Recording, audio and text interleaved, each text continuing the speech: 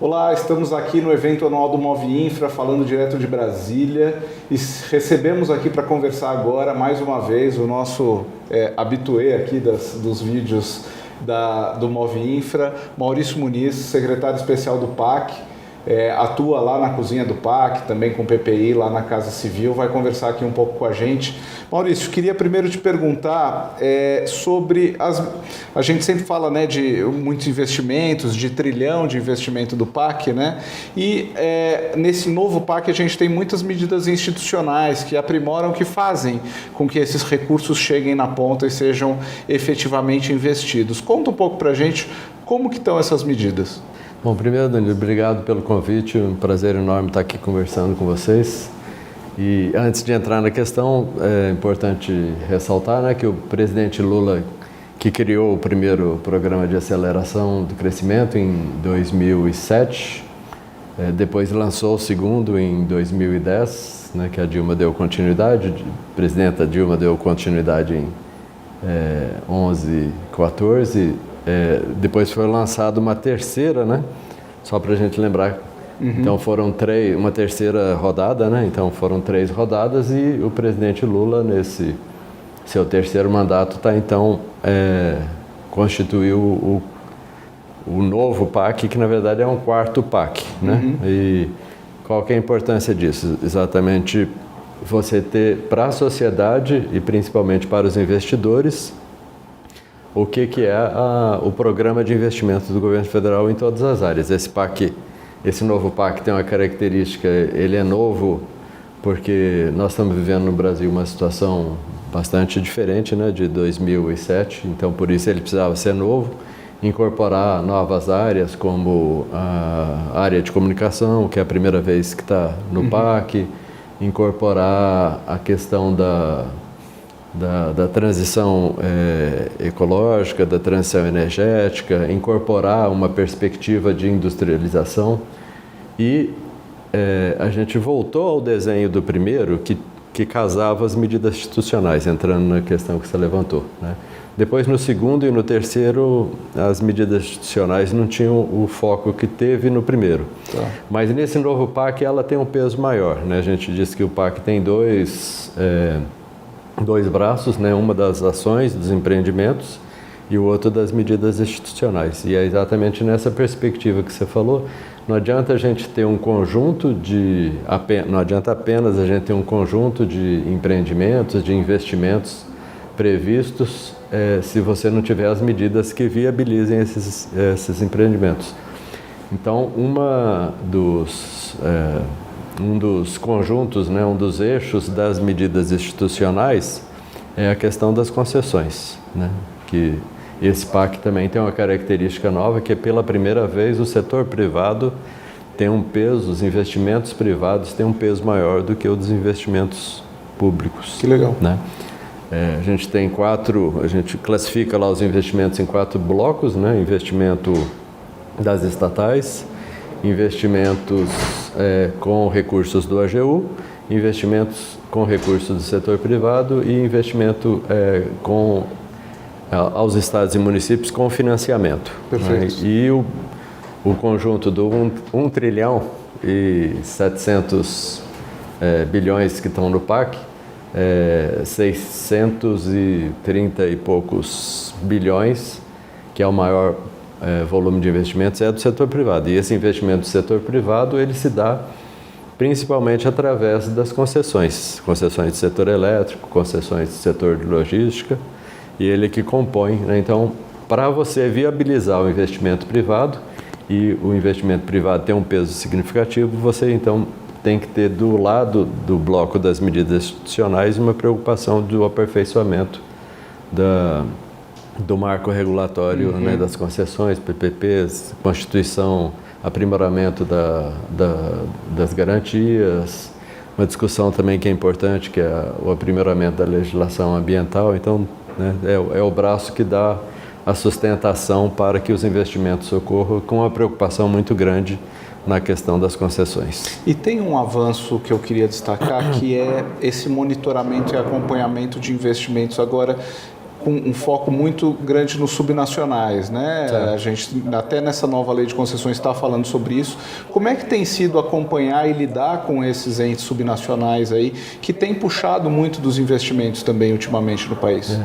É importante a gente reconhecer que no governo federal, não apenas nesse governo, você tem um processo, eu diria, de aperfeiçoamento, né? Se a gente for pegar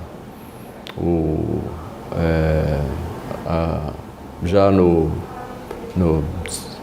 primeiro governo da presidenta Dilma, né, que ela cria o PPI, né? PPI, acho que na época se chamava PIU, não era PIU, PPI, né? O PIU, Programa de Investimentos em Logística. Isso. Ele foi um embrião do PPI, né, que ele depois criado no governo do Temer, teve continuidade e o presidente Lula está mantendo, né? Então, esqueci a sua... Do PIU, a pergunta sobre os entes subnacionais, investimentos. Então, a gente, na verdade, até já vinha com uma carteira, né? Esse incentivo dos entes subnacionais com relação às concessões, nesse incentivo de apoiar. Sim. E aí também no braço das medidas institucionais, né, uma questão fundamental para os entes é a questão das garantias, né, por isso que a gente está trabalhando numa das medidas para apoiar a constituição de garantia para os que o governo federal tem, fundo garantidor, que também precisa ser aprimorado, mas também como é que a gente pode apoiar aos entes subnacionais. Isso vem em 2025 agora. Isso. Que legal. E do outro lado, apoiar na própria estruturação dos projetos, né? Então, toda a carteira da Secretaria Especial do PPI, né, que está na Casa Civil também, né, a ideia de você fazer essa articulação, né, já que o PAC, a maior parte é de investimento privado, você fazer casar os investimentos que estão na carteira do PPI com a carteira do PAC. Acho que todos conhecem, tem um conjunto lá da PPI que ele apoia a estruturação dos entes subnacionais, né? Então tem iluminação pública, que é basicamente município, saneamento e entrando também em outras áreas, mobilidade, exatamente. Então é uma preocupação. E no PAC, na área de financiamento e na área de OGU, também tem, né, o que a gente está apelidando, né, que está incorporado no PAC, que é o PAC Seleções. A gente sabe que boa parte dos investimentos são competência dos municípios e estados, mobilidade, toda a parte de saneamento, água, esgoto, drenagem, encostas, a urbanização de favelas. Então, construção de equipamentos de infraestrutura, né, para saúde, para educação, então hospital, policlínica, UBS, creche, escola em tempo integral, esse conjunto todo de investimento, que a competência é dos municípios e estados, eles estão na carteira do PAC e a gente retomou uma questão que é muito importante, que é uma transparência nesse processo de seleção, né?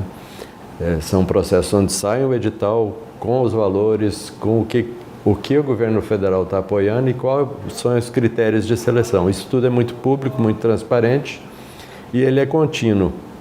Ou seja, você está retomando também uma questão importante, é que você retoma, principalmente nos estados e nos municípios, a retomada dos projetos. Legal. Né? Para que ocorram as obras, para que haja licitação, você tem que ter projeto, né? Essa é uma discussão que a gente sempre discutiu muito, né? Da qualidade dos projetos, né? Muitas vezes você tem boas ideias, mas elas não se conseguem se concretizar em obra e equipamento construído porque você não tem o projeto, né? E se a retomada desse processo de seleção faz com que os estados e municípios voltem a apostar no projeto de engenharia, né? Fazer um bom projeto básico, um bom projeto executivo, um anteprojeto, porque ele sabe que o investimento que ele vai fazer no projeto não vai ser um investimento perdido, porque depois ele tem uma oportunidade de ter um apoio, seja em financiamento, seja em OGU.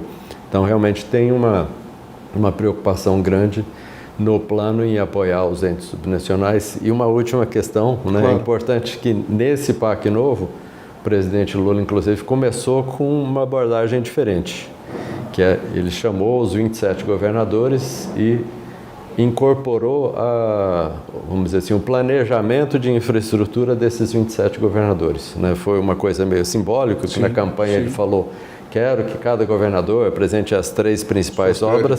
Né? Ele falava em 3. Tem um estado só, não vou falar o nome aqui, que apresentou 3, mas tem estados com 20, com 30 prioridades, e principalmente aqueles estados que tinham um planejamento mais robusto, mais forte, né? Acabaram conseguindo incorporar, né? Então, as suas principais obras de infraestrutura no PAC, né? Esse foi um movimento também diferente desse PAC, né?